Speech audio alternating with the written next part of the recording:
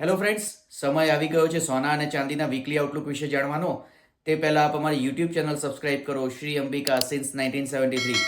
આપણે સોના અને ચાંદીના વીકલી આઉટલુક પહેલાં ફરી એક વખત વાત કરીશું કે સોના અને ચાંદીમાં પેનિક થવાની જરૂર નથી.